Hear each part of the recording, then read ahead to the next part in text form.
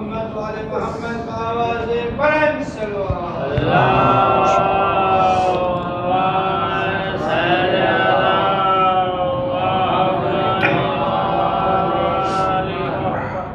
فاتحة.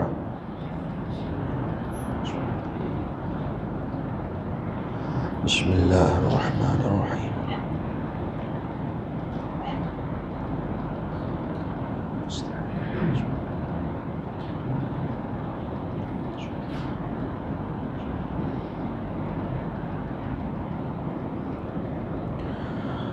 ما شاء الله ولا حول ولا قوة إلا بالله العلي العظيم. حسبنا الله ونعم الوكيل، نعم المولى ونعم النصير. أعوذ بالله السميع العليم من الشيطان اللعين الرجيم. بسم الله الرحمن الرحيم.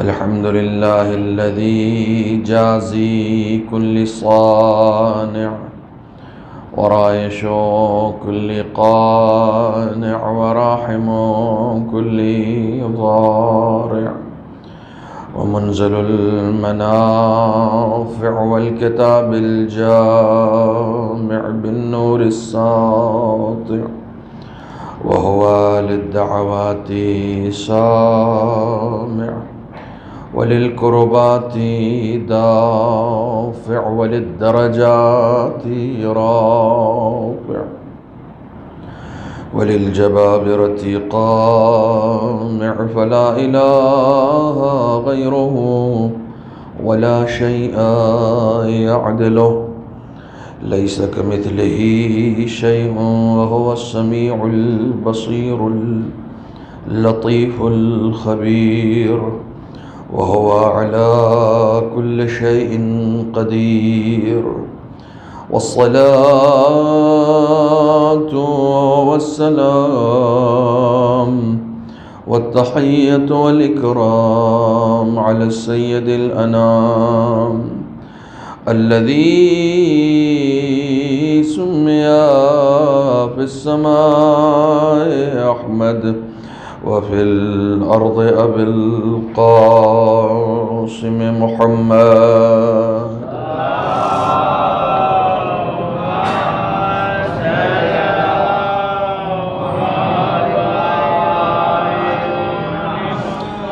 وعلى أهل بيته الطيبين الطاهرين المعصومين المظلومين الذين أذهب الله عنهم الرجس وطهرهم تطهيرا.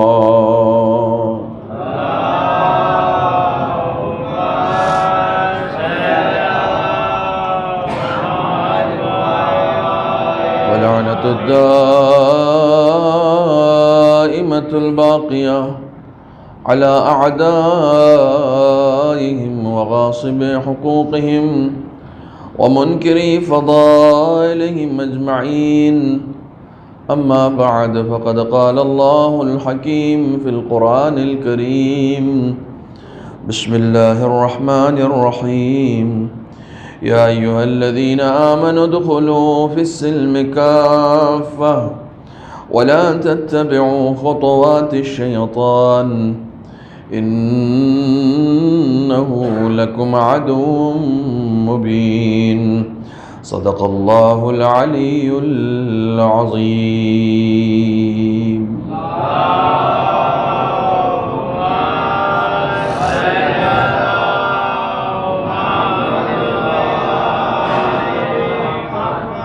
برادران عزیز، حسینی کردار اور یزیدی کردار کے حوالے سے اس سلسلہ گفتگو کو آپ مسلسل سماعت فرما رہے ہیں. آج اس گفتگو کو ایک نئے مرحلے میں داخل کرنے کی کوشش ہوگی. سورہ مبارکہ بقرہ کی جس آیہ کریمہ کی تلاوت آپ روزانہ سماعت فرما رہے ہیں، خداوند عالم اس میں ارشاد فرماتا ہے کہ اے صاحبان ایمان،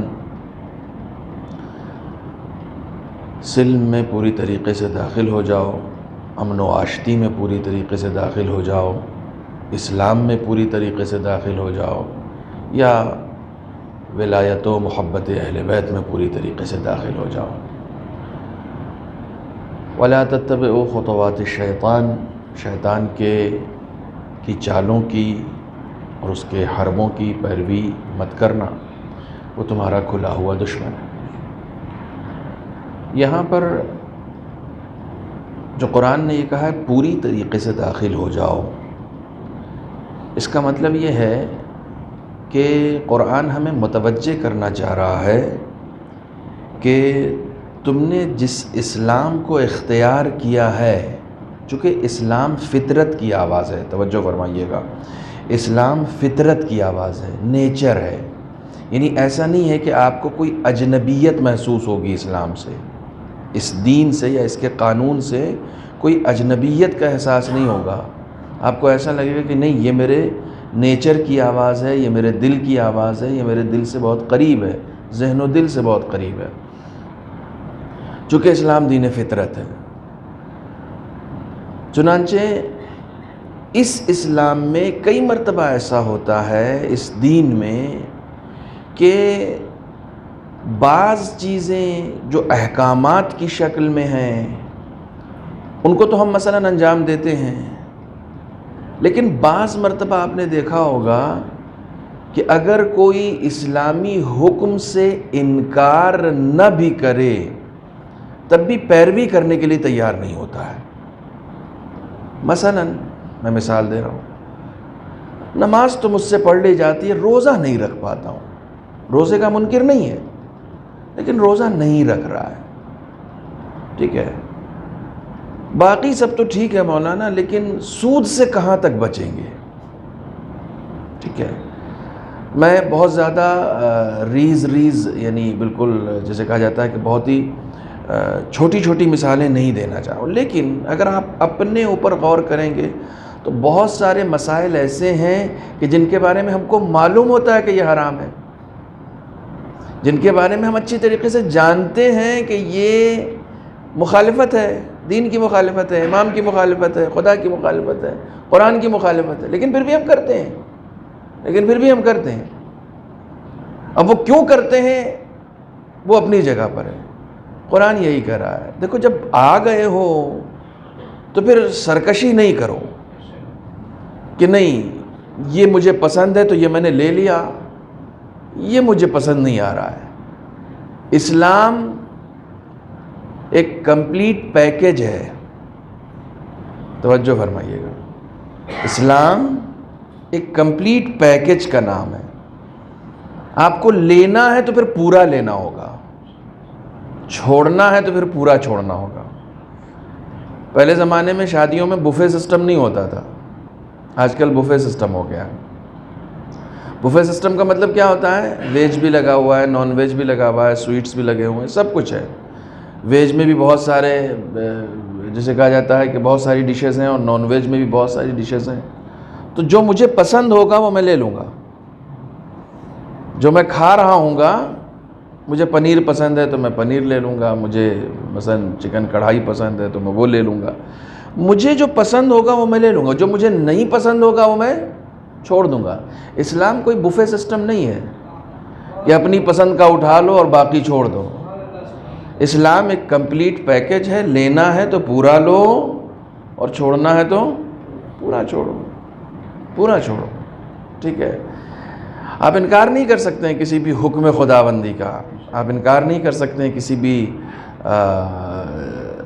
مثلاً کسی بھی احکام کا، کسی بھی احکام میں سے کسی بھی حکم کا آپ انکار نہیں کر سکتے ہیں، اسے آپ چھوڑ نہیں سکتے ہیں کہ نہیں میرا دل نہیں مانتا، ٹھیک ہے۔ بعض لوگ کہتے ہیں کہ نہیں ہماری سمجھ میں نہیں آ رہا، نہیں، ادخلوا فی السلم کافہ، پوری طریقے سے داخل ہو جاؤ، پوری طریقے سے۔ بہرحال میں اس چھوٹی سی وضاحت کو آپ کے سامنے کرنا چاہ رہا تھا تاکہ انشاءاللہ آگے ہم کو اور بھی مزید آسانی ہو، چونکہ اب ہم لوگ نتیجے کی طرف جا رہے ہیں، لہٰذا ہمیں ابھی یزیدی کردار کے اوپر بھی بات کرنی. حالانکہ جب ہم حسینی کردار کی بات کرتے ہیں تو آٹومیٹکلی جو بھی اس کی ضد ہوتی ہے، اپوزٹ ہوتا ہے، وہ یقیناً یزیدی کردار کا حصہ ہوتا ہے. انشاءاللہ خداوند عالم ہم سب کو حسینی کردار سے بھرپور آشنائی عطا کرے اور اس پر عمل پیرا ہونے کی توفیق عنایت فرمائے اور یزیدی کردار سے بیزاری عطا کرے. میں آپ کی لفظ میں بولوں، یزیدی کردار سے تبرہ کرنے کی توفیق عنایت فرمائے. عام طور سے ہمارے یہاں دیکھیے، میں بالکل ابتدا میں ایک بہت بڑا پیغام آپ کو دینے جا رہا ہوں. عام طور سے ہمارے یہاں تبرہ کا بہت مس یوز ہے، بہت مس یوز ہے کہ صاحب تبرہ کسے کہتے ہیں. تبرہ گالی کا نام نہیں ہے، تبرہ کسی کو برا بھلا کہنے کا نام نہیں ہے، ایون تبرہ کسی کو صرف لعنت بھیجنے کا نام نہیں ہے. لعنت بھیجنے کا مثلا آپ کہیں کہ صاحب جھوٹوں پہ لعنت ہو، قرآن بھی بھیجتا ہے لعنت اللہ علی الکاذبین، جھوٹوں پر خدا کی لعنت ہو. یہی ہم بھی پڑھ رہے ہیں، قرآن پڑھتے ہیں تو ہم کہتے ہیں جھوٹوں پہ خدا کی لعنت ہو. جب بھی ہم قرآن کی آیت پڑھتے ہیں، لعنت کا وہ طوق ہمارے آس پاس سے جا ہی نہیں پاتا کہیں اور، کیونکہ اگر جھوٹ ہماری زندگی میں ہوگا تو پھر وہ طوق ہمارے ہی پاس رہ جائے گا، چونکہ ہم خود اپنی زبان سے کہیں جھوٹوں پہ لعنت ہو. تو اگر جھوٹ کہیں نہ کہیں ہماری زندگی میں ہوگا تو وہ لعنت کا طوق ہماری گردن میں پھنس جائے گا، کہیں اور جا نہیں پائے گا. لہٰذا قرآن پڑھنے سے پہلے بھی اس کے تمام احکامات سے واقفیت ضروری ہے. توجہ فرمائیے گا. تبرہ کا مطلب کیا ہوتا ہے؟ تبرہ یا تولا کا مطلب کیا ہوتا ہے؟ عام طور سے ہم لوگ فروع دین میں پڑھتے ہیں نا، تولا اور تبرہ، ٹھیک ہے. تولا یعنی آپ کہتے ہیں، اس میں تشریح لکھی ہوئی ہے، وہ جو کتاب ہے چھوٹی سی مکتب کی، کہ خدا، رسول اور اہل بیت کے سے محبت کرنا، ان کے دوستوں سے محبت کرنا، یہی لکھا ہے نا. تبرہ یعنی نفرت کرنا. تو یہ محبت اور نفرت کا اظہار کیسے ہوگا؟ مجھے کیسے پتہ چلے گا کہ میں کس سے محبت کرتا ہوں اور کس سے نفرت کرتا ہوں؟ محبت اور نفرت کا معیار کہیں پر بھی زبان سے نہیں ہوتا ہے، کہیں پر بھی. محبت اور نفرت کا معیار کہیں سے بھی نعروں سے نہیں ہوتا ہے. بہت توجہ فرمائیے گا، بہت بڑا پیغام دینے جا رہا ہوں. محبت اور نفرت کا معیار جو ہے نعروں سے کہیں نہیں ہوتا ہے. میرے بہار کے ایک شاعر گزرے ہیں، اب ان کا نام اس وقت ذہن سے نکل رہا ہے. صلوات پڑھیں محمد و آل محمد پر.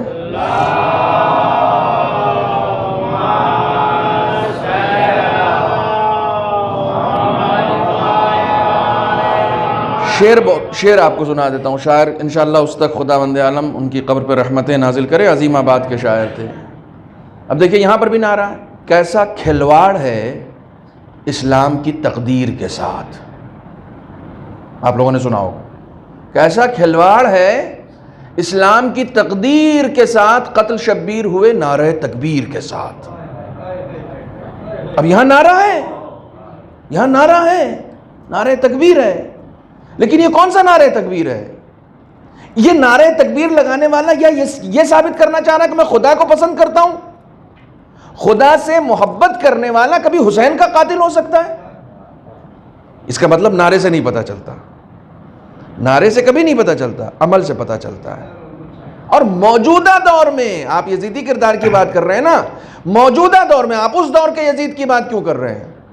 اس دور کے یزید کی بات اگر ہم کریں، اس دور میں عراق میں، سوریہ میں، افغانستان میں سینکڑوں بے گناہوں کا قتل نعرہ تکبیر کے ساتھ ہوا ہے. یعنی وہ یزیدی کردار ابھی تک چلا آ رہا ہے، جو اپنی زبان کے ذریعے سے بتا رہا ہے، اپنے عمل کے ذریعے سے بتا رہا ہے کہ ہم یزید کے فالوور ہیں. توجہ فرما رہے ہیں؟ تو نعروں سے نہیں پتہ چلتا ہے. تولا کا مطلب یہ ہوتا ہے کہ مجھ سے کوئی بھی ایسا عمل سرزد نہ ہو پائے. اس جملے کو یاد رکھیے گا. تولا کا مطلب یہ ہوتا ہے کہ مجھ سے کوئی بھی ایسا عمل سرزد نہ ہونے پائے جو اہل بیت کی دل آزاری کا سبب ہو. اور تبرہ کا مطلب یہ ہوتا ہے کہ جو جو عمل دشمنان اہل بیت میں پایا جاتا ہے میں اس سے بیزاری کا اعلان کر دوں، میں بیزار ہو جاؤں کہ نہیں، یہ دشمن کا عمل ہے، یہ عمل میرے اندر نہیں آ سکتا ہے۔ ایک صلوات پڑھیں محمد و آل محمد پر۔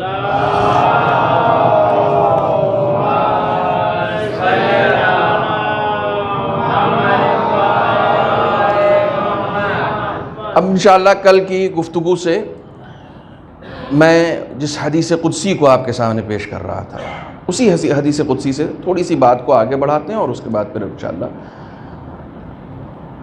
اپنے موضوع سے قریب ہوتے ہیں۔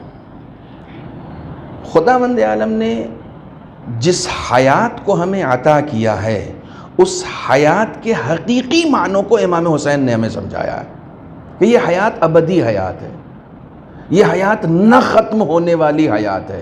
میں نے کل ایک جملہ آپ کے سامنے پیش کیا تھا، ایک بات آپ کے سامنے پیش کی تھی کہ 1400 سال ہو گئے ہیں، 1400 سال سے مسلسل آج بالکل حسین زندہ ہیں، کہیں سے بھی، یعنی آپ یہ سوچیں کہ کسی کے لیے 2 مہینے 8 دن تک مسلسل تذکرہ ہوتا رہے، یہ کوئی کھیل ہے؟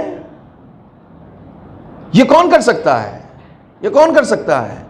سوائے خدا کے اور کوئی نہیں کر سکتا ہے، کیونکہ حسین نے اپنے آپ کو خدا کی راہ میں اس طریقے سے قربان کر دیا ہے کہ حسین کو خداوند عالم نے مرنے نہیں دیا، اور جو بھی اس راہ میں قدم اٹھاتا ہے، حسین تو ولی خدا ہیں، حسین کی راہ میں چلنے والا اگر کوئی ادنا سا غلام بھی ہوتا ہے تو وہ بھی وہی زندگی پاتا ہے جو زندگی حسین پاتے ہیں۔ ایک صلوات پڑھیں محمد و آل محمد۔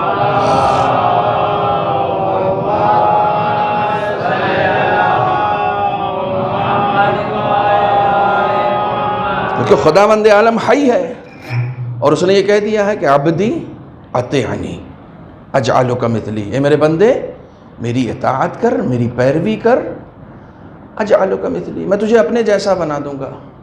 انا حی لا اموت، میں ایسا زندہ ہوں جسے موت نہیں آتی۔ اجعلک حیا لا تموت، کل یہاں تک گفتگو آئی تھی کہ تجھے بھی ہم ایسا زندہ بنا دیں گے جسے کبھی موت نہیں آئے گی۔ کیسا زندہ بنا دیا سعید کو؟ کل یہیں پر میں نے گفتگو ختم کیا تھا نا، کیسا زندہ بنا دیا سعید کو کہ تیروں سے زخمی ہو جانے کے بعد امام حسین سند دیتے ہیں تم تو ہمارے پاس رہو گے، توجہ فرمانے، تم ہمارے پاس رہو گے، زندگی عطا کر دی۔ اجعلک حیا لا تموت، تمہیں ایسا زندہ بنا دیں گے کہ جسے کبھی بھی موت نہیں آئے گی۔ انا حی لا اموت انا مہما اشاء اکون اجعلک مہما تشاء تکون۔ اللہ اکبر، خدا کہہ رہا ہے میری اطاعت کرو، میری اطاعت کرو۔ دیکھیے خدا کہہ رہا ہے کہ جس نے میری اطاعت کی میں اسے کبھی مرنے نہیں دیتا ہوں۔ میرے ساتھ رہیے گا، جس نے میری اطاعت کی میں اسے کبھی مرنے نہیں دیتا ہوں۔ یعنی یہ کس کے لیے؟ یہ رسول کے لیے ہے، یہ اہل بیت کے لیے، کس کے لیے؟ یہ ہمارے اور آپ کے لیے۔ اگر ہم نے اور آپ نے اطاعت کر لی تو ہم کبھی مریں گے نہیں، یہ خدا کہہ رہا ہے۔ اگر تم نے اطاعت کر لی تو تم کبھی مرو گے نہیں۔ تو جس نے اطاعت کرنا سکھایا ہو کیا اسے موت آ سکتی ہے؟ جس نے اطاعت کرنا سکھایا ہو۔ ہمارے ہندوستان میں ایک زمانے میں ایک بڑا دانشور تھا، ٹی وی چینل پہ خوب آتا تھا، نام نہیں لوں گا، اکثر ایسے لوگوں کا نام نہیں لیتا ہوں میں، شاید آپ کے گجرات سے ہی تھا وہ بھی، ہے نا، بڑا مشہور ہوا صاحب، لیکن آج کل کہیں غائب ہے۔ جس دن سے یزید کو اس نے رضی اللہ کہا اس دن سے خدا نے اسے غائب کر دیا ہے۔ ہاں، ہر ایسے شخص کو خدا غائب کر دیتا ہے، اور یہ دنیا والے جانتے نہیں ہیں جو آج پاکستان جیسے، پاکستان میں جتنی بھی خرافات ہیں سب پاکستان میں ہی ہوتی ہیں، جتنی بھی خرافات ہیں، چاہے شیعہ مذہب کے لیے ہوں، چاہے سنی مذہب کے لیے ہوں، چاہے ہمارے ہندوستان کے لیے ہو، سردرد وہی ملک ہے۔ آج وہاں پر یزید کے لیے معاذ اللہ رضی اللہ کے نعرے لگ رہے ہیں۔ خدا لعنت کرے ایسے لوگوں پر۔ صلوات پڑھیں محمد و آل محمد۔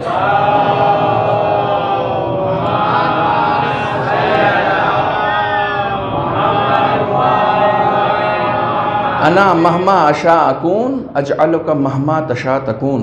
خدا مرنے نہیں دے گا. جس نے اطاعت کی ہے اسے مرنے نہیں دے گا.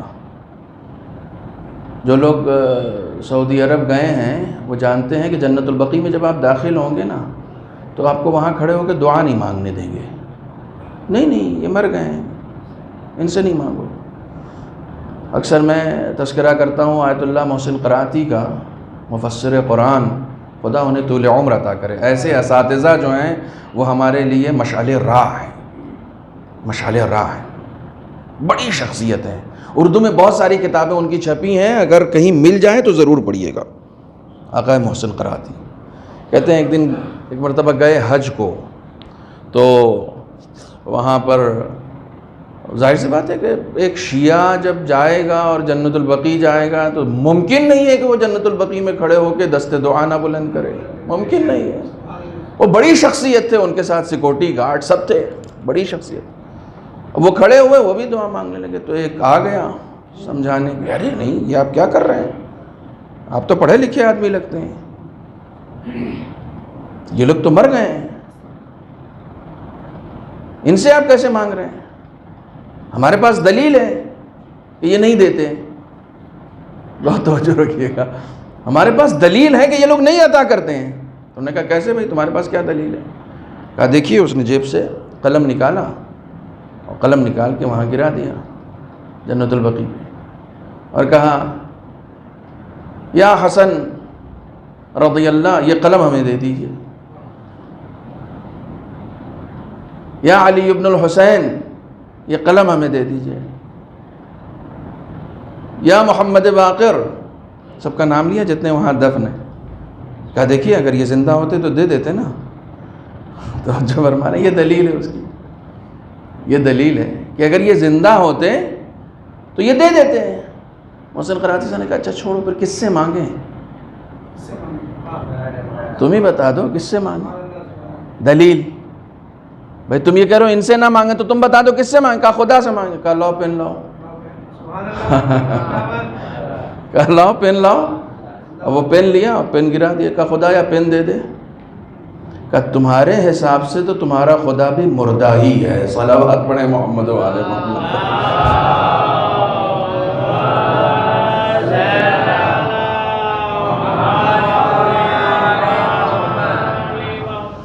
میں جلدی سے اسے کمپلیٹ کروں. انا مہما, میں جہاں چاہوں رہوں. میں تمہیں بھی ایسا بنا دوں گا کہ تم جہاں چاہو رہو.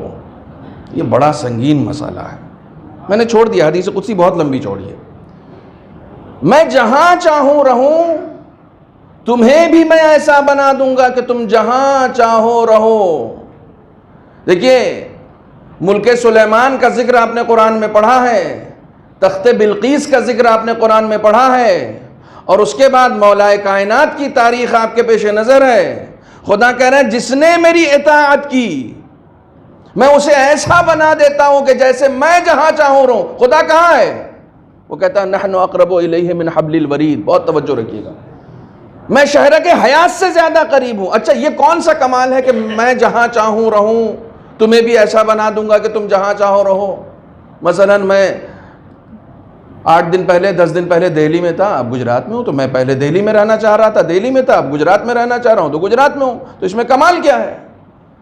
نہیں, کمال یہ ہے کہ میں جب دہلی میں تھا تو گجرات میں نہیں تھا, اور جب گجرات میں ہوں تو دہلی میں نہیں ہوں. اگر کسی نے اطاعت کے رمز اور راز کو سمجھ لیا تو پھر وقت ایک ہی ہوتا ہے, وہ دہلی میں بھی ہوتا ہے اور گجرات میں بھی ہوتا ہے. تبھی تو جھگڑا ہو رہا تھا کہ مولا کائنات رات میں میرے یہاں تھے. 40 دعوے دار پیدا ہو گئے. سلمان بھی کہہ رہے ہیں, رسول خدا بھی کہہ رہے ہیں, خود حضرت علی اپنے گھر پہ بھی ہیں. 40 لوگ دعوے دار ہیں کہ میرے ساتھ تھے. جو خدا کی اطاعت کرتا ہے خدا اسے ایسا بنا دیتا ہے کہ وقت ایک ہی ہوتا ہے اور وہ ہر جگہ پر نظر آتا ہے. صلوات پڑھیں محمد و آل محمد پر.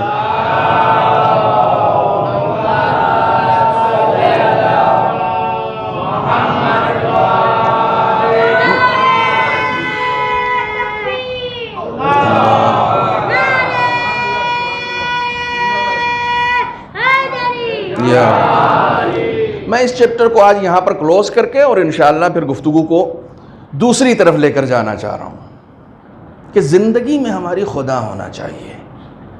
ٹھیک ہے, امام حسین نے سب سے بڑا سبق یہ دیا ہے کہ تمہاری زندگی میں خدا ہونا چاہیے. ہر آن ہر لمحہ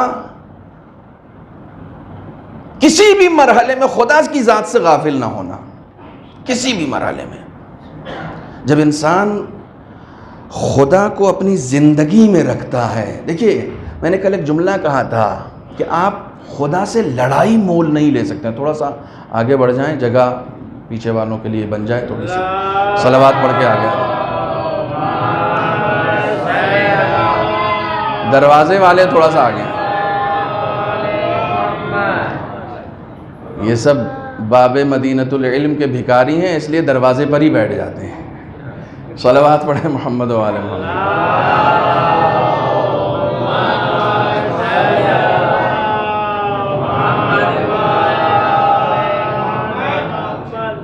خدا ہماری زندگی میں ہونا چاہیے.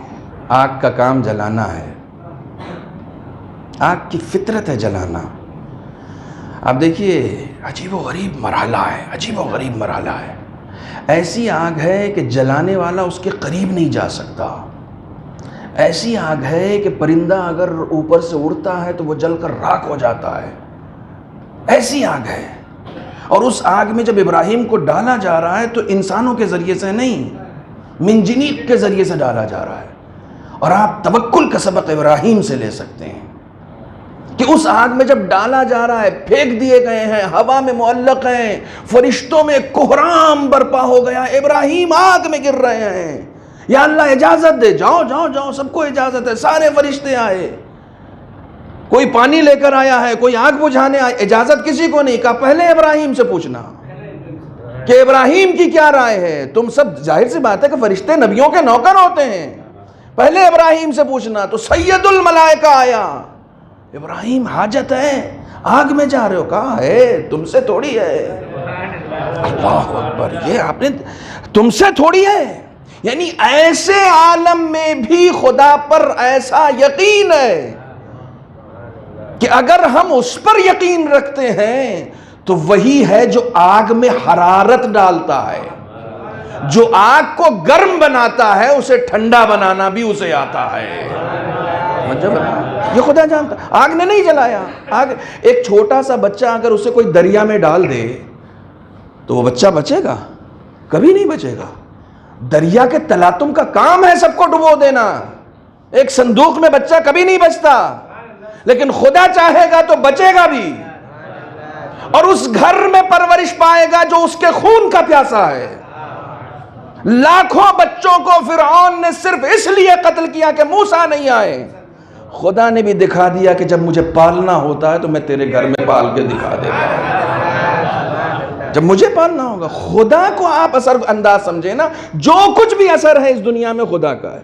مچھلی کے پیٹ میں جانے کے بعد باہر آنا آسان ہے, لیکن یونس نے بتا دیا کہ اگر خدا پر بھروسہ کرو گے اور خدا کو یاد رکھو گے, لا الہ الا انت سبحانک انی کنت من الظالمین کا ورد جانتے ہوگے تو باہر آ جاؤ گے, ورنہ ڈوب جاؤ گے. آگ ایک ہی ہے, آگ ایک ہی ہے. ابراہیم کو بچاتی ہے اور موسیٰ کو جلا دیتی ہے. آپ حکمتوں کو سمجھیں. آگ ٹھنڈی نہیں ہو رہی. بارے لہا یہ بھی نبی ہیں, انہیں بچا کیوں نہیں دیا تو نے؟ یہ بھی تو تیرے نبی ہیں جیسے ابراہیم نبی ہیں. ابراہیم کو آگ ٹھنڈی کر کے بچانا تھا, موسیٰ کو آگ میں حرارت دے کے بچانا تھا. مقصد بچانا ہے. یہ دونوں ہمارے ہیں. بس اتنا سا یقین کر لیجئے کہ دنیا کا رخ چاہے جدھر ہو, اگر آپ خدا کے ساتھ ہیں تو کوئی آپ کے قدم کو روک نہیں سکتا ہے. کوئی آپ کے قدم کو روک نہیں سکتا ہے. امام خمینی کا وہ جملہ میں نے آپ کے سامنے کہا تھا کہ پورا ایران بھی اگر مرد آباد خمینی کے نعرے لگائے گا تو میرے ثبات قدم میں کوئی لغزش نہیں آئے گی, کیونکہ خدا کے لیے انجام دے رہے ہیں. خدا کے لیے. آپ خدا سے بھاگ کے دکھا دیجئے. آپ نماز سے بھاگ سکتے ہیں, خدا سے نہیں بھاگ سکتے ہیں. کاش میرا یہ جملہ پہنچ جائے. آپ نماز سے بھاگ سکتے ہیں, خدا سے تھوڑی بھاگ سکتے ہیں. آپ روزے سے بھاگ سکتے ہیں, آپ سچ سے بھاگ سکتے ہیں, حالانکہ ایک لمٹ ہے بھاگنے کی, اس کے بعد پھر آپ بھاگ بھی نہیں پائیں گے. مولا کائنات دعائے کمیل میں فرماتے ہیں این الفرار من حکومتک, معبود تیری حکومت سے بھاگ کے کوئی جائے گا کہاں. امام حسین سے کسی نے آ کے پوچھا مولا گناہ رکتے نہیں ہیں, کیا کروں؟ کہا ٹھیک ہے, ایک طریقہ ہے, خدا کے ملک سے باہر جا کے جہاں گناہ کرنا چاہتے ہو کرو. بہت آسان طریقہ, خدا کے ملک سے باہر چلے جاؤ, اس کا دیا ہوا رزق کھانا چھوڑ دو. یہ سارے طریقے امام حسین نے بتایا. اس کا دیا ہوا رزق کھانا چھوڑ دو, اس کے ملک سے, اس کی سرزمین سے باہر چلے جاؤ, جتنا چاہو گناہ کرو. آپ خدا سے نہیں لڑ سکتے ہیں, آپ خدا سے نہیں لڑ سکتے ہیں. جناب سلیمان کا اکثر میں تذکرہ کرتا ہوں, نبی ہیں, خداوند عالم نے بڑی حکومت عطا کی ہے. بہت سارے واقعات میں نے ان کے پڑھے ہیں, بہت سارے واقعات. سن لیجئے یہ بھی. ایک دن لوگوں کو بلا کے دعوت دے رہے تھے, کھانا کھلا رہے تھے اپنے ہی محل میں. لوگ کھانا کھا رہے تھے تو ملک الموت ملنے آ گیا ان سے. ملک الموت آیا انسانی پیکر میں, انسانی لباس میں. تو جناب سلیمان سے بات ہو رہی تھی اس کی, اور لوگ بیٹھ کے کھانا کھا رہے تھے. توجہ رکھیے گا, لوگ کھانا کھا رہے تھے. تو ملک الموت بات کرتے کرتے اس کی نظر اچانک ایک شخص پہ پڑ گئی جو کھانا کھا رہا تھا. تو وہ اس نے ان کو یوں گھورنا شروع کیا. تو وہ آدمی جو کھانا کھا رہا تھا اس کے اندر ایک ہیجانی کیفیت آ گئی. ملک الموت کسی کو گھورے گا تو ہیجانی کیفیت آئے گی نا. اسے معلوم نہیں کہ یہ ملک الموت ہے, چونکہ وہ انسانی لباس میں ہے. تو اب وہ کھانا کھا بھی رہا اور دیکھ رہا, بار بار وہ اس کی طرف دیکھ رہے ہیں. خیر ملک الموت کو جو باتیں کرنی تھی جناب سلیمان سے, وہ باتیں کی اور چلا گیا. پھر یہ شخص اٹھا کہ یہ کون تھا؟ میں نے کہا کیوں, کیا بات ہو گئی؟ کہا یہ مجھے بار بار گھور رہا تھا. کہا کہ ملک الموت تھا. تو اب وہ تھوڑی سی جو آواز میں تندی تھی اس میں ذرا نرمی آئی. اچھا ملک الموت تھا, یہ آپ کے پاس آتے رہتے ہیں؟ کہا میرے پاس آتے رہتے ہیں. تو کس لیے آئے تھے؟ کہا یہ ہمارا اور ان کا معاملہ ہے, آپ سے کیا مطلب, آتے رہتے ہیں. کہا لیکن یہ مجھے گھور کیوں رہا تھا؟ کبھی ہو سکتا ہے تمہارا نمبر ہو, ہمیں کیا پتا, وہ جانے اور تم جانو, مجھے نہیں معلوم. تو اس کے دل میں ایک ڈر بیٹھ گیا کہ واقعی لگتا ہے کہ میرا نمبر ہے. تو اس نے کہا کہ اے نبی خدا, یہ بادل بھی تو آپ کا حکم مانتے ہیں نا؟ کہاں مانتے تو ہیں. دو روایت ہے, ایک میں یہ کہا گیا ہے کہ تیسری دنیا, اور ایک میں کہا گیا ہندوستان. جی چونکہ اس ملک کا نام ہے اس لیے میں یہ روایت پڑھ رہا ہوں. اس نے جناب سلیمان سے کہا کہ ہندوستان یہاں سے بہت دور ہے, اور ایک دوسری جگہ آیا ہے کہ تیسری دنیا میں مجھے, آپ ان بادلوں سے کہیے مجھے کسی تیسری دنیا میں پہنچا دیں, کسی ایسی جگہ جو بہت دور ہو, یہاں سے بہت دور ہو. مثلا فار ایگزامپل اب ہندوستان والوں کے لیے تیسری دنیا کیا ہے؟ امریکہ ہے. آپ فلائٹ سے بھی جاتے ہیں تو آپ کو 30 گھنٹے لگ جاتے ہیں, 24 گھنٹے لگ جاتے ہیں. آپ فلائٹ سے بھی جاتے ہیں تب بھی 2 دن کا ٹائم لگ جاتا ہے, یعنی کئی مرتبہ تو ایسا ہوتا ہے کہ 30 گھنٹے لگ جاتے ہیں. تو اتنی تیسری دنیا ہے نا. تو اس نے کہا کہ مجھے کسی تیسری دنیا پہنچا دیجئے, میں یہاں نہیں رہ پاؤں گا. تو انہوں نے بادلوں کو حکم دیا کبھی پہنچا دو اسے. اب وہ چلا گیا. دوسرے دن پھر ملک الموت آئے. تو ملک الموت سے جناب سلیمان نے پوچھ لیا بھئی اب میرے مہمان کو تم گھور کیوں رہے تھے؟ وہ اچھا خاصا کھانا کھا رہا تھا. کہا نبی خدا اس کا آج نمبر ہے, آج اس کو لے کے جانا ہے. تو کہا پھر گھور کیوں رہے تھے؟ کہا جس جگہ سے روح قبض کرنی تھی وہ یہاں سے اتنی دور ہے کہ مجھے حیرانی ہو رہی تھی کہ یہ کون سی سواری پہ بیٹھ کے جائے گا کہ وہاں پہنچ سکے. جناب سلیمان مسکرائے کہنے کہ گھبراؤ نہیں, اس نے اپنا انجام خود ہی خرید لیا ہے. ساری دنیا سے پنگا لے سکتے ہو, خدا سے پنگا نہیں لے سکتے. صلوات پڑھیں محمد و آل محمد پر.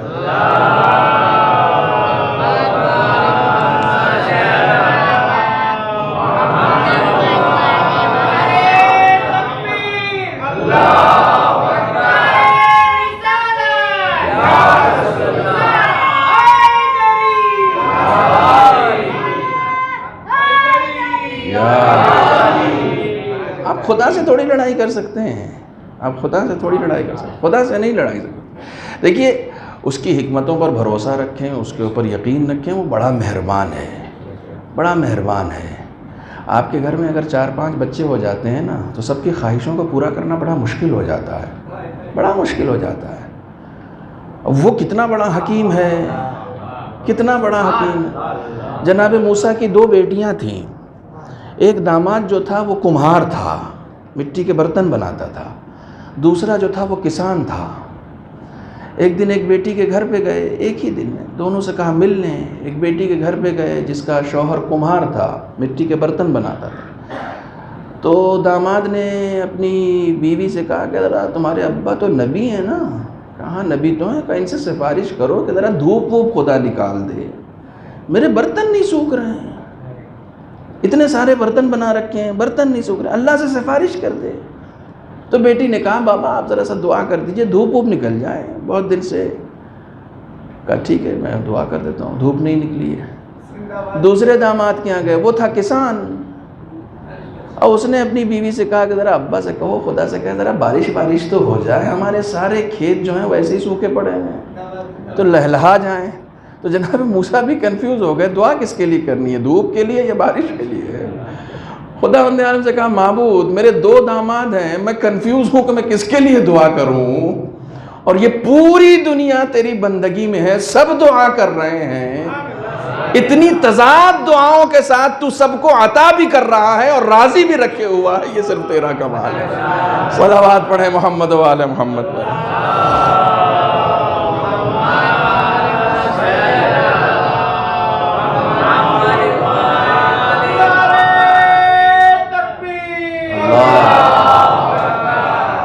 ایک بہت بڑی ذمہ داری جو ہم جیسے طالب علموں کی ہے وہ یہ ہے کہ یقین جانیے امام حسین قتل خدا کے لیے ہوئے، رسول آئے خدا کے لیے، یہ سارا سب کچھ ہوا ہی اس لیے تاکہ ہم خدا کو پہچان سکیں۔ خود خدا نے یہ کہا ہے کہ کنتو کنزم مخفیہ، ہے نا، مجھے اپنے آپ کو پہچانوانا تھا۔ امام حسین نے اپنا پورا کنبہ قتل کروا دیا صرف اس لیے کہ وہ پہچانوایا جا سکے۔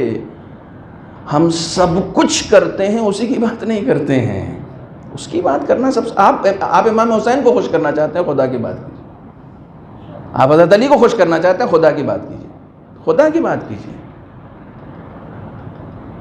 خدا کو دلوں میں اتاریے۔ مولویوں نے ڈرا دیا ہے اتنا خدا سے، اللہ سے ڈرو، اللہ سے ڈرو، بچپن سے سنتے چلے آ رہے اللہ سے ڈرو۔ اللہ ڈرنے کی کوئی چیز نہیں ہے۔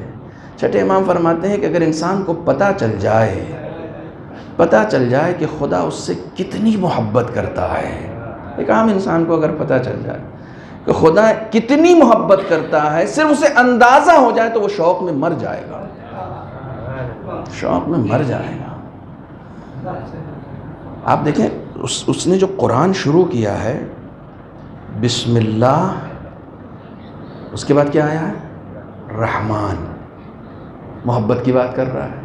پھر اس کے بعد کیا آیا ہے؟ رحیم، محبت کی بات کر رہا ہے۔ ایک سورہ اس نے ہر نماز میں واجب کیا، کون سا بولو؟ سورہ فاتحہ۔ بسم اللہ الرحمن الرحیم پڑھ لیا، الحمدللہ رب العالمین، اس کے بعد کیا بولتے ہو؟ پھر رحمان، پھر رحیم۔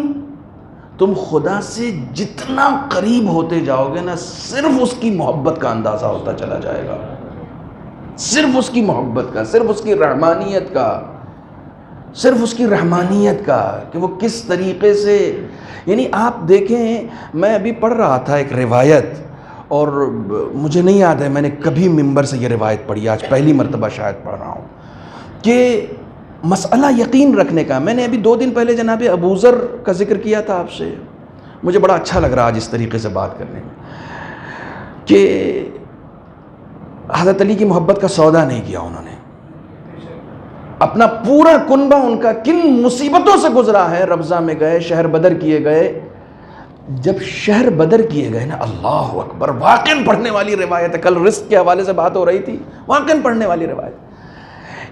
مولا کائنات، امام حسن، امام حسین، یہ لوگ یعنی جناب ابوذر جو ہیں وہ بڑے محترم تھے، یہ سب لوگ چھوڑنے گئے تھے جس وقت شہر بدر کیا گیا تھا نا خلیفہ وقت کی طرف سے، تو یہ تینوں امام، اللہ اکبر، کیا رتبہ ہے ابو ذر کا، کیا رتبہ ہے، کس بلندی پر پہنچا ہوا ہے ابو ذر۔ یہ تینوں امام شہر سے باہر تک چھوڑنے کے لیے گئے تھے، سب نے کچھ نہ کچھ تلقین کی، سب نے کچھ نہ کچھ جناب ابو ذر کو بتایا کہ یہ ہے وہ ہے۔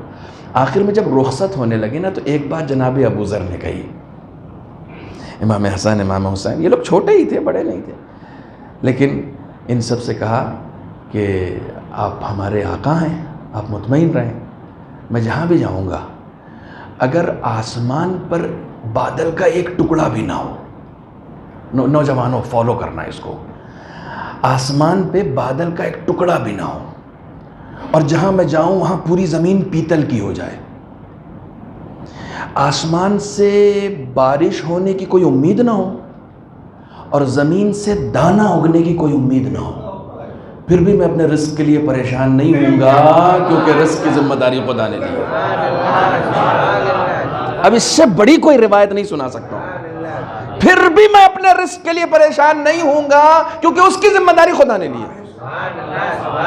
جب کوئی اس یقین پہ پہنچ جاتا ہے تب اس ابو ذر کہلاتا ہے کہ روایت نقل ہوتی ہے تو معصومین کے ساتھ ان کے غلام کی باتیں نقل کی جاتی ہیں۔ اللہ اکبر، کیا منصب ہے، کیا منصب ہے، اور میں نے اپنی آنکھوں سے دیکھا ہے۔ آپ نے صرف جناب سلمان فارسی کے لیے سنا ہے، ابو ذر کے لیے بھی اہل بیت نے کہا ہے ابو ذر منا اہل البیت، جی نہیں پڑھا گیا ہے، ابو ذر کے لیے بھی کہا ہے کہ ابو ذر ہم اہل بیت میں سے ہیں۔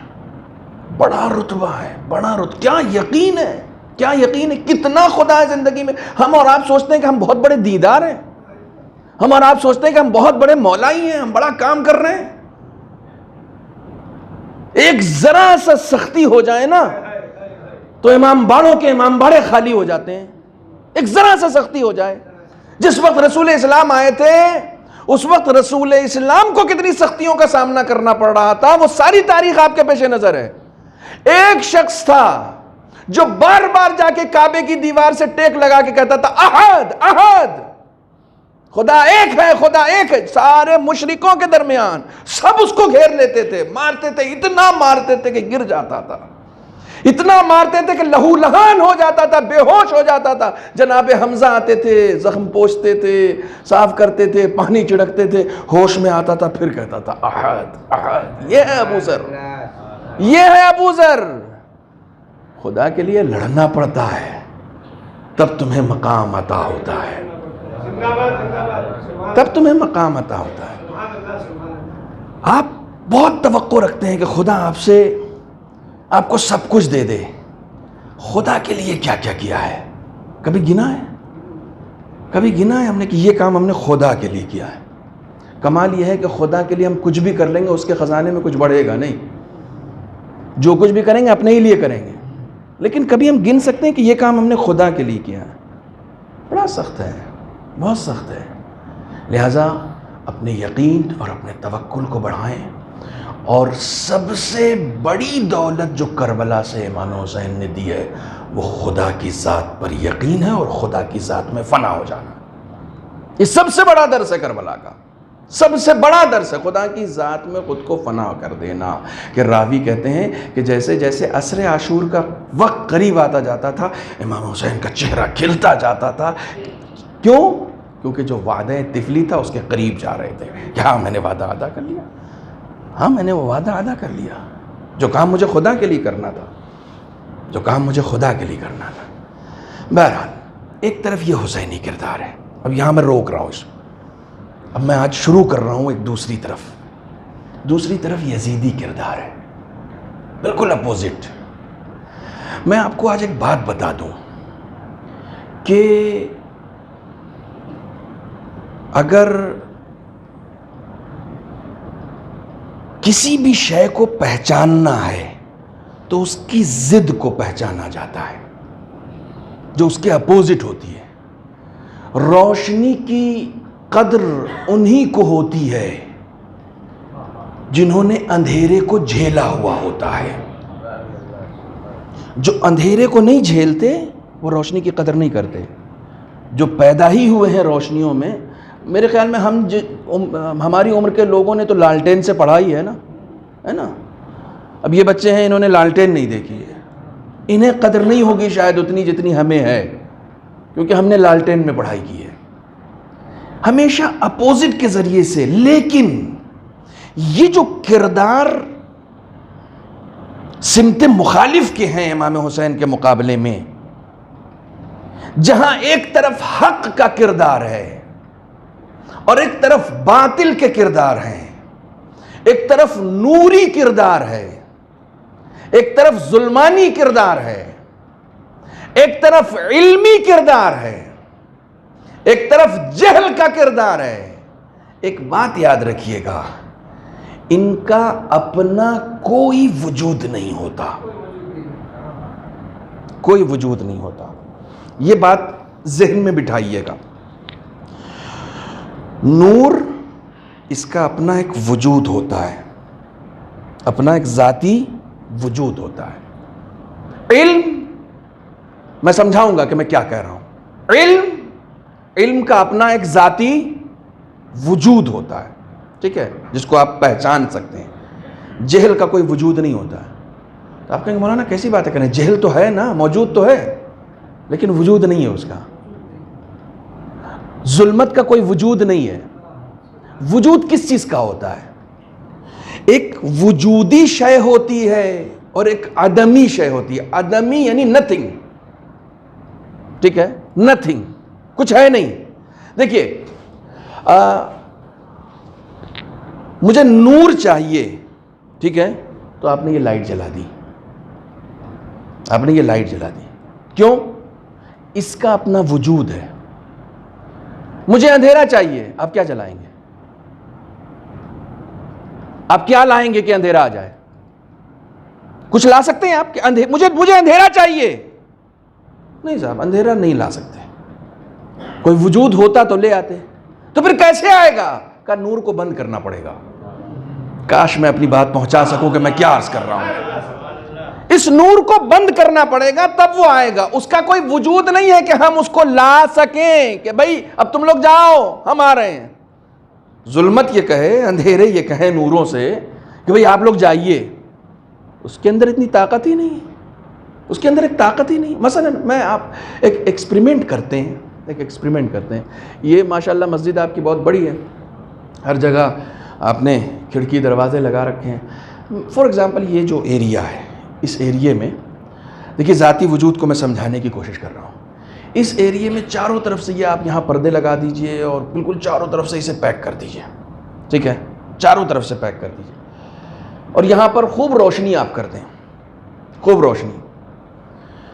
ایک چھوٹا سا سوراخ بھی اگر باقی رہ گیا تو یہ نور یہاں سے چھن چھن کے باہر جائے گا نا؟ کیوں؟ اس لیے کہ اس کا اپنا وجود ہے، اپنا وجود ہے نا، وہ جا کے پہچنوائے گا کہ میں ہوں، ٹھیک ہے۔ آپ نے یہاں روشنی کر رکھی ہے، باہر سارے میں اندھیرا ہے۔ پہنچنے کی کوشش کریں میں کیا عرض کر رہا ہوں۔ باہر تو سارے میں اندھیرا ہے نا، آپ دروازہ کھول دیجئے کہ اندھیروں آؤ، وہ نہیں آئیں گے، روشنی باہر چلی جائے گی۔ کاش میں اپنی بات کو پہنچا سکوں۔ وہ نہیں آ سکتے، لیکن روشنی باہر چلی جائے گی۔ کیوں؟ جس کا وجود ہوتا ہے وہ جاتا ہے، جس کا کوئی وجود نہیں ہوتا وہ جاتا نہیں ہے۔ اس کا کوئی وجود ہی نہیں ہے، اس میں اپنے آپ کو پہچانوانے کی صلاحیت تھوڑی ہے کہ وہ کہے کہ میں اندھیرا ہوں مجھے پہچانو نا۔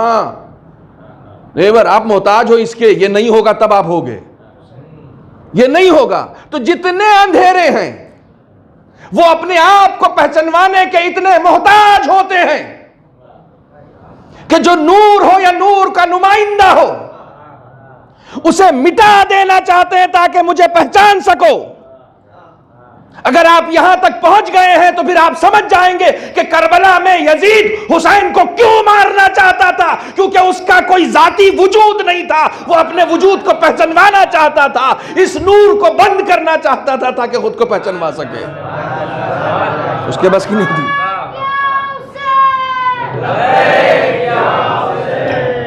اس کے بس کا نہیں ہے، اس کے بس کا نہیں ہے۔ اچھا اب آپ کہیں گے کہ صاحب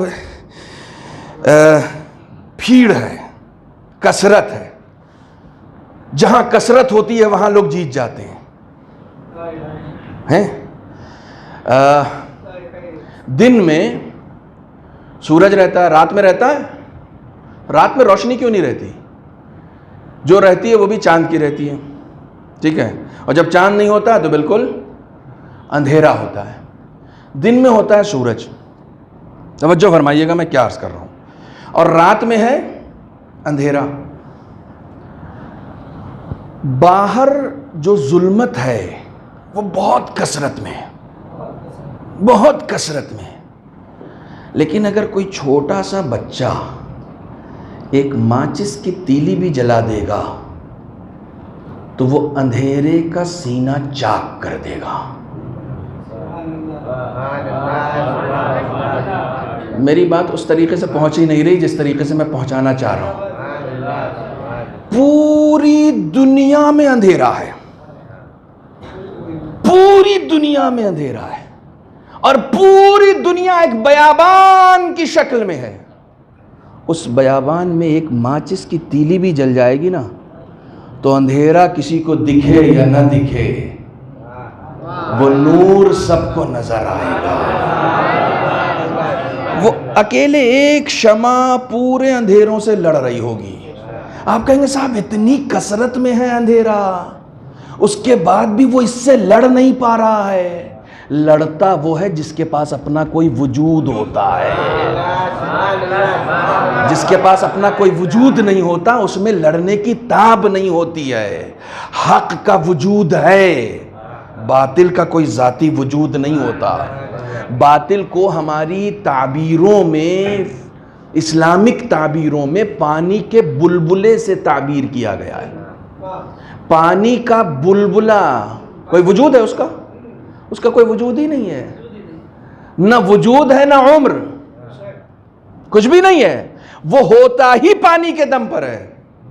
جب تک پانی ہے تب تک وہ رہے گا، پانی نہیں ہے تو ختم ہے، وہ پانی کا بلبلا ہے۔ باطل کی یہی حیثیت ہے۔ امام حسین جانتے تھے کہ باطل سے لڑنے کے لیے بھیڑ نہیں چاہیے، کیونکہ بھیڑ ریلی کے لیے چاہیے ہوتی ہے، انقلاب کے لیے نہیں چاہیے ہوتی ہے۔ انقلاب کے لیے بھیڑ نہیں چاہیے ہوتی، انقلاب کے لیے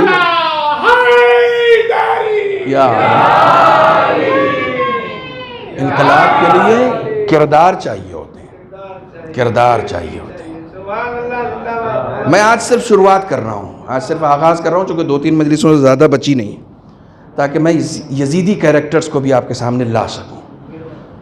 توجہ فرمائیے گا، ذاتی وجود، علم اپنا ذاتی وجود ہے، جہل ذاتی وجود ہے۔ آپ کو بچے کو پڑھانا ہوتا ہے، میں بہت سادی آسان سی مثال دے رہا ہوں تاکہ بچوں کے ذہن میں بھی بات پہنچ جائے۔ آپ کو بچے کو پڑھانا ہوتا ہے، آپ کہاں ڈالتے ہیں؟ مدرسے میں نا، اسکول میں، کیونکہ وہاں علم دیا جاتا ہے۔ بچے کو جاہل رکھنا کہاں ڈالتے ہیں؟ کہیں نہیں، موبائل دے۔ صلوات پڑھیں محمد و آل محمد۔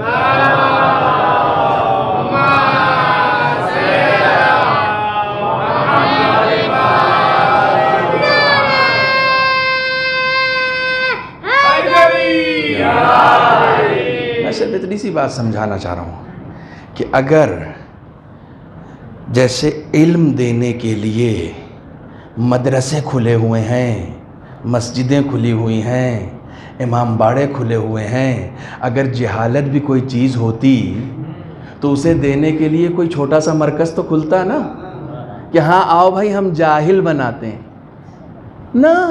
کوئی چیز ہی نہیں جس کو آپ دے سکیں، وہ کوئی چیز ہی نہیں ہے، نتھنگ آپ اس کو دے نہیں سکتے ہیں۔ کوئی چیز ہوتی تو اس کو دینے کے لیے کوئی سینٹر بنایا جاتا۔ علم ایک شے ہے، علم کا ایک وجود ہے۔ کہا پھر ساتھ جہالت کہاں سے آتی ہے؟ کہا جب علم کے دروازے بند کر دیے جاتے ہیں تو جہالت اپنے آپ پیدا ہو جاتی ہے۔ علم کے دروازے بند کر دو، لوگ جاہل رہیں گے۔ اب آپ سمجھے کہ مجلسوں پہ پابندی لگانے کی بات کون کرتا ہے؟ جو لوگوں کو جاہل رکھنا چاہتا ہے۔ اور یاد رکھیے، کبھی شیعہ قوم نے یا شیعہ قوم کے عمائدین نے یا شیعہ قوم کے بزرگوں نے لائبریریوں پہ تالے نہیں لگوائے ہیں۔ لائبریریاں جن لوگوں نے جلائی ہیں یا لائبریریوں پہ جن لوگوں نے تالے لگائے ہیں وہ لوگوں کو جاہل رکھنا چاہتے ہیں۔ وہ نہیں چاہتے کہ پڑھائی ہو، وہ نہیں چاہتے کہ حقیقت سے لوگ آشنا ہوں۔ ایک صلوات پڑھیں محمد و آل محمد۔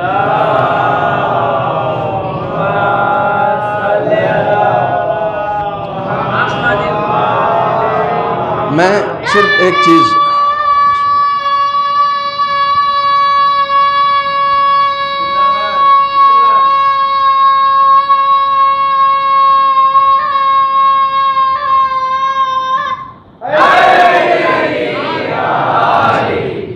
زندہ باد۔ حسین کے مقابلے میں، حسینی کردار کے مقابلے میں جو کردار ہے وہ یزیدی کردار ہے۔ یزیدی کردار یعنی وہ ایکچول میں جو کیریکٹر ہے وہ نتھنگ ہے، کچھ ایسا نہیں کہ اس میں کچھ سیکھنا پڑے گا، آپ کو کچھ بتانا پڑے گا۔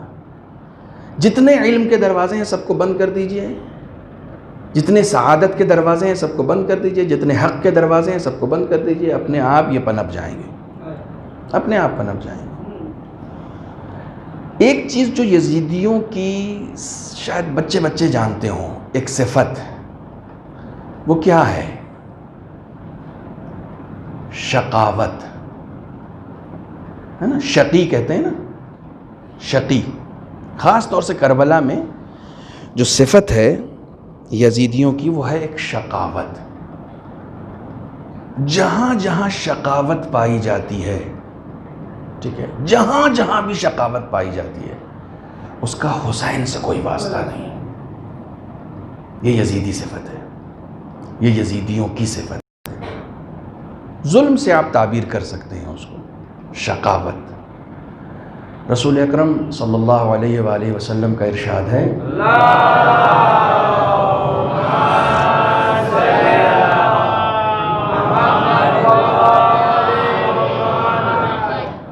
کہ من علامات الشقاء جمود العین۔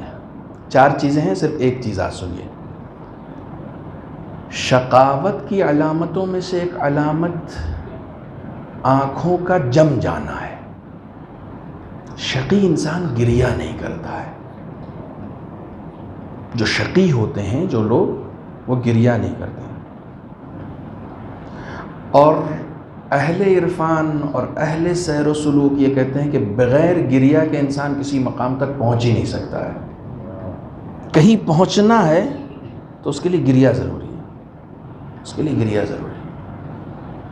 گریہ کرتے ہی وہ ہیں کہ جن کے قلب نرم ہوتے ہیں۔ گریہ کے جو اپنے سائنٹیفک فوائد ہیں ان کو رہنے دیجئے، وہ کسی سائنسداں سے سنیے گا، میں صرف مذہبی گفتگو کرنے کی کوشش کر رہا ہوں۔ جہاں گریہ نہیں پایا جاتا وہاں شقاوت ہوتی ہے۔ یہ قول میں نے امام حسین کا نہیں سنایا ہے، رسول اکرم کا سنایا ہے۔ تو جتنے لوگ رسول اکرم کے فالوور ہیں، کم سے کم ان کو ایک بات سمجھ میں آ جانی چاہیے کہ نہیں رونا شقی ہونے کی علامت ہے، رونا سعید ہونے کی علامت ہے۔ شقی کا مطلب ہی ہوتا ہے بدبخت، بدبخت۔ نہ رونا شقی ہونے کی علامت ہے، رونا سعید ہونے کی علامت ہے۔ گریہ، بہت بچپنے میں ایک شعر سنا تھا میں نے، آج تک مجھے یاد ہے کہ ہر ایک آنکھ کو کیسے نصیب ہوں آنسو، ہر ایک آنکھ کو کیسے نصیب ہوں آنسو، چنی گئی ہے یہ دولت کسی کسی کے لیے۔ یہ ہر ایک کو نہیں ملتی ہے، یہ ہر ایک کو نصیب بھی نہیں ہوتی ہے۔ اگر کوئی عرفان و سیر و سلوک تک پہنچتا ہے تو گریہ کے ذریعے سے۔ یہ گریہ کئی طرح کا ہوتا ہے۔ ایک گریہ منع ہے اور وہ ہے خوف کا گریہ۔ جو لوگ مجلس خوف سنتے ہیں وہ جانتے ہیں، ہمارے یہاں خوف کا گریہ نہیں ہوتا ہے، ہمارے یہاں یا گریہ شوق کا ہوتا ہے یا مظلومیت کا ہوتا ہے۔ یہی 2 گریہ ہوتے ہیں۔ ہم مظلوم ہیں، ہم مظلوم ہیں۔ مولانا غلام عسکری صاحب بہت اچھی بات کہتے تھے کہ دنیا والوں کو یہ سمجھ لینا چاہیے کہ ہم مظلوم ہیں، مجبور نہیں ہیں۔ مظلوم اور ہوتا ہے، مجبور اور ہوتا ہے۔ یہ مجبوری کا گریہ نہیں ہے، یہ مظلومی کا گریہ ہے. مظلوم ہونا ہنر ہے، مظلوم ہونا عیب نہیں ہے، ظالم ہونا عیب ہے، ظالم ہونا عیب ہے. تو ہمارا گریہ خوف کا گریہ نہیں ہوتا ہے. خوف کا گریہ ان کے یہاں ہوتا ہے جو رسول کے ساتھ بھی روتے ہیں، رسول کے پہلو میں بھی بیٹھے ہوتے ہیں تب بھی ڈر رہے ہوتے ہیں، اور رسول انہیں سمجھا رہے ہوتے ہیں کہ ڈرنے کی کوئی ضرورت نہیں ہے، میں ہوں نا، خدا ہے نا. تو اب انہیں کہاں سمجھ میں آئے جن کی زندگی میں خدا ہی نہ ہو انہی کے یہاں خوف کا گریہ ہوتا ہے، جن کے یہاں خدا ہوتا ہے ان کے یہاں شوق کا گریہ ہوتا ہے. صلوات پڑھیں محمد و آل محمد.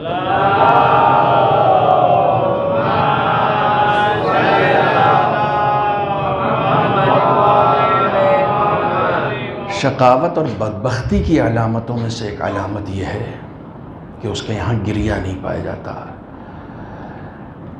ایک پیغام دے کے میں مصائب کی طرف آنا چاہ رہا ہوں. اگر کسی کو یہ محسوس ہوتا ہے کہ اس کا قلب محزون نہیں ہوتا ہے، وہ مصیبتیں سن کر بھی گریہ نہیں کرتا ہے، تو میں خطیبانہ بات نہیں کر رہا ہوں، تو ایک مرتبہ اسے تجزیہ کرنا چاہیے اور خدا کی بارگاہ میں توبہ کرنا چاہیے. خدا سے اسے آنسو طلب کرنے چاہیے، خدا سے اسے قلب کی رقت طلب کرنی چاہیے. آپ جن کے فالوور ہیں وہ پوری رات سجدے میں گریہ کیا کرتے تھے. آپ جن کے کربلا کی شناخت گریے سے ہے، کربلا کی پہچان کربلا کا نعرہ گریہ ہے. یہ کربلا کا جو پورا ذکر ہے یہ پہچانا ہی گریے سے جاتا ہے، یہ پہچانا ہی آنسو سے جاتا ہے. جو قلب سخت ہو جاتے ہیں ان کے یہاں گریہ نہیں ہوتا ہے، اور یہ یزیدیوں کی علامتوں میں سے ہے. گریہ حسینی کردار کا حصہ ہے.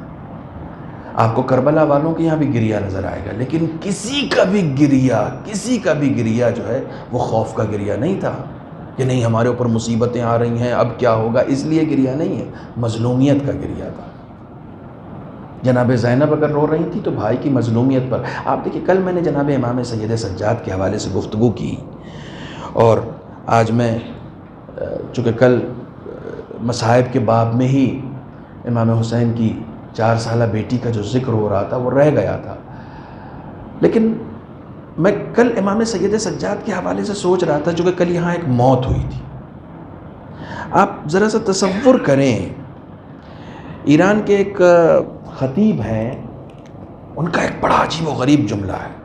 وہ کہتے ہیں اگر سارے انبیاء رسول اکرم کو چھوڑ کر اگر سارے انبیاء مل کر ایک ساتھ گریہ کریں ان مصیبتوں پر جو سید سجاد پر پڑی ہیں تو صرف ایک لمحے کی مصیبت پر گریہ ہو سکتا ہے. ایک لمحہ اور سید سجاد کے اوپر جو مصیبت رہی وہ بہت لمبی رہی. ایک لمحہ، صرف ایک لمحہ. کل ایک موت ہوئی، خدا آپ سب کو طول عمر دے. ہم میں سے اگر کسی کے ایک بھائی کا انتقال ہو جاتا ہے نا، کسی کے کئی بھائی ہیں، ایک بھائی کا انتقال ہو گیا تو پورا جو علاقہ ہوتا ہے ہمارے جاننے والے جو ہوتے ہیں نا وہ سب پکڑ لیتے ہیں ہمیں. اگر میرے بھائی کا انتقال ہو گیا نا تو سب آ کے مجھے پکڑ لیں گے، سہارا دیں گے. میں بیٹھنے بھی لگوں گا نا تو مجھے سہارا دے کے بٹھائیں گے. کیوں؟ اس کا برابر کا بھائی چلا گیا ہے، اس کو سہارا دو. خدا نہ کرے کسی کا باپ چلا گیا ہو تو اس کے بیٹے کو کچھ کرنے نہیں دیتے ہیں. 2-4 لوگ اس کے ساتھ رہتے ہیں، دلاسا دیتے ہیں، تھامے رہتے ہیں، بازو تھامے رہتے ہیں. کون سا جگر ہے سید سجاد کا؟ ایک دن میں کتنے بھائی، بھتیجے، چاہنے والے، اعزاء، اقربا، اور ستم یہ ہے کہ باپ بھی. کون رو سکتا ہے؟ کون اس مصیبت پر صبر کر سکتا ہے؟ کون اس مصیبت کو برداشت کر سکتا ہے؟ میں بہت حیران ہوتا تھا کہ جس شخص نے کربلا میں اتنی مصیبت دیکھی ہے اس سے جب مدینے میں پوچھا گیا کہ سب سے زیادہ مصیبتیں کہاں دیکھی تو وہ شام کا تذکرہ کیوں کرتا؟ وہ شام کا ذکر کیوں کرتا؟ جس کے سارے بھائی کربلا میں مارے گئے، جس کا باپ کربلا میں مارا گیا، جس کا چچا کربلا میں مارا گیا، اس سے پوچھا گیا کہ سب سے زیادہ مصیبتیں کہاں دیکھی تو وہ شام کا تذکرہ کرتا ہے۔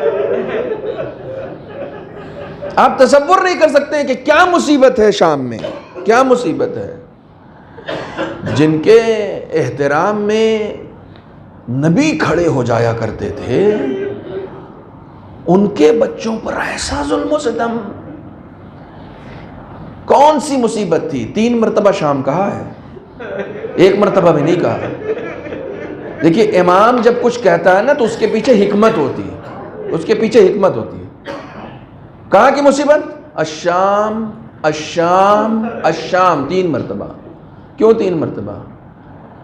کیونکہ شام میں بھی ایک مرتبہ بازار شام آیا تھا، ایک مرتبہ دربار شام آیا ہے، اور ایک مرتبہ زندان شام آیا ہے۔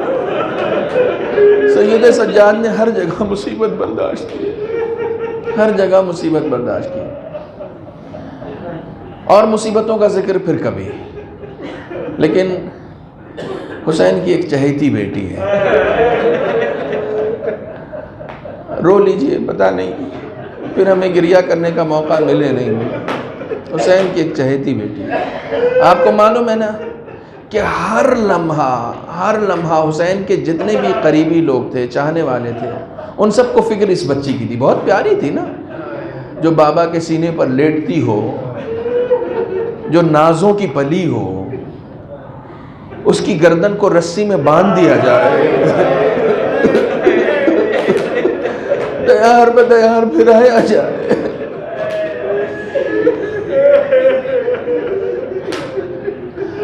بڑے لوگوں کے ساتھ جس کی گردن کو باندھ دیا جائے۔ سنیے ایک جگہ یہ قافلہ رکا تو ایک شخص جو ہے وہ اپنے گھر پہ آیا، اور آنے کے بعد اپنی زوجہ سے کہتا ہے کہ آج ذرا کچھ زیادہ کھانا بنانا گھر میں۔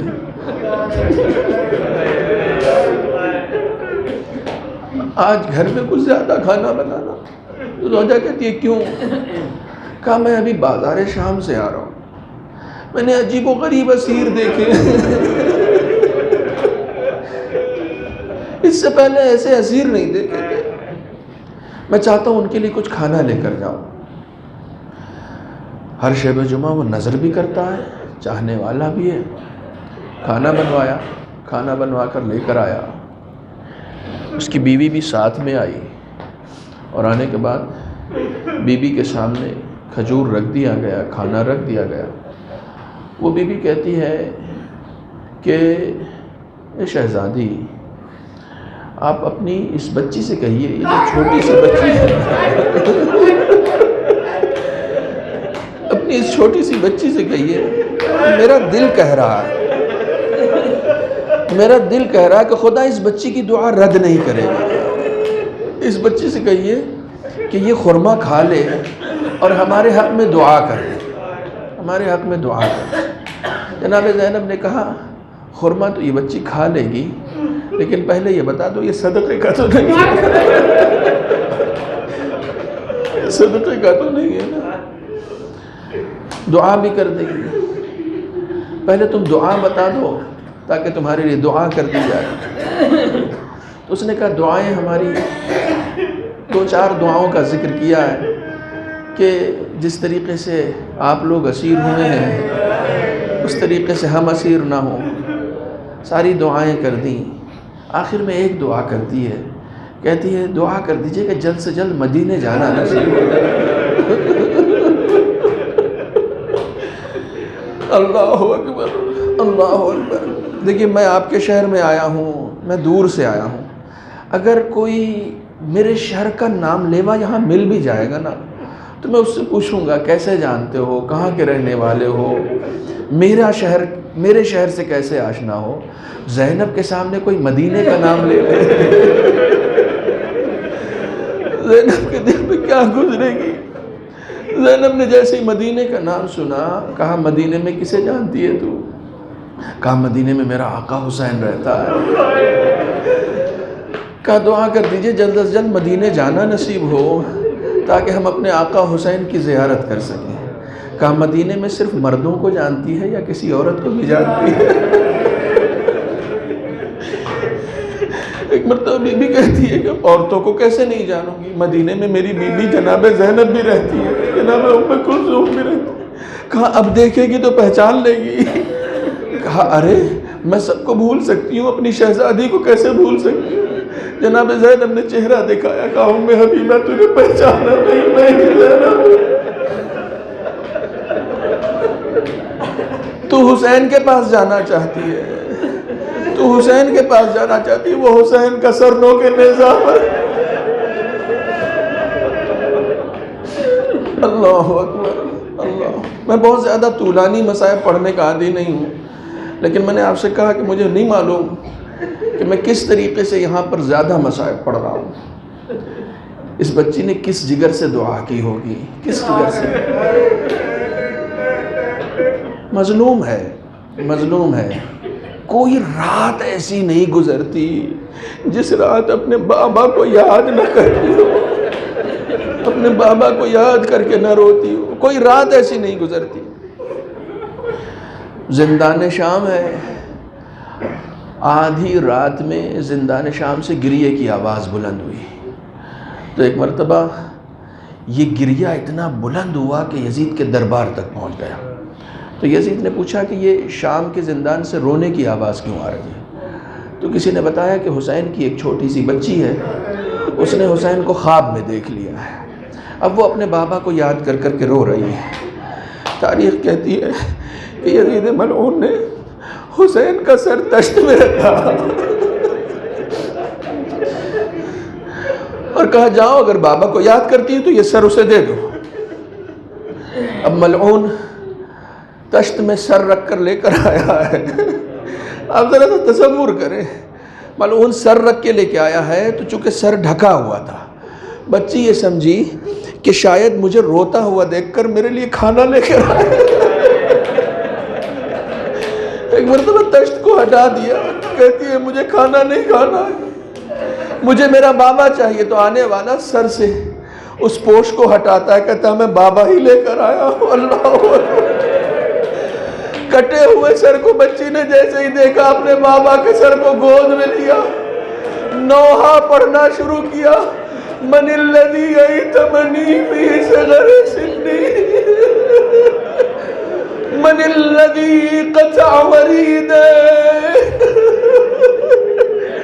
اے بابا کس نے مجھے اس سن میں یتیم کر دیا، اے بابا کس نے آپ کی گردن کو بریدہ کر دیا۔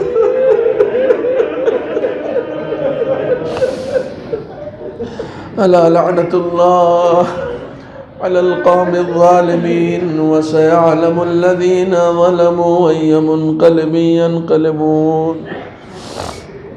بسم اللہ الرحمن الرحیم۔ اللہم کن ولیک الحجۃ ابن الحسن صلواتك عليه وعلى آبائه في هذه الساعة وفي كل ساعة وليا وحافظا وقائدا وناصرا ودليلا وعينا حتى تسكنه أرضك طوعا وتمتعه فيها طويلا۔ بارے خدایا بحق محمد وآل محمد ہماری اس مختصر سی عبادت کو قبول فرما۔ معبود بحق محمد وآل محمد ہمارے تمام گناہان کبیرہ و صغیرہ کو معاف فرما۔ معبود زندگی میں جتنا حصہ بچا ہے اس میں عمل صالح کی توفیق عنایت فرما۔ یا اللہ بحق محمد وآل محمد ہمیں جو اس دنیا سے گزر چکے ہیں ان کی مغفرت فرما، انہیں اعلیٰ علیین میں جگہ عنایت فرما۔ بار الہ بحق محمد وآل محمد ہم سب کو جب بھی اس دنیا سے اٹھانا عزادار حسین کی صورت میں اٹھانا۔ بار الہ بحق محمد وآل محمد ہم سب کی حاجات شرعیہ کو قبول فرما۔ تمام خدمت گزاران دین علماء کرام مراجع عظام بالخصوص حضرت آیت اللہ خامنئی، حضرت آیت اللہ سیستانی کو طول عمر عطا فرما، امام کے ظہور میں تعجیل فرما، ہم سب کو ان کے اعوان و انصار میں شمار فرما۔ ربنا تقبل منا انک انت السمیع۔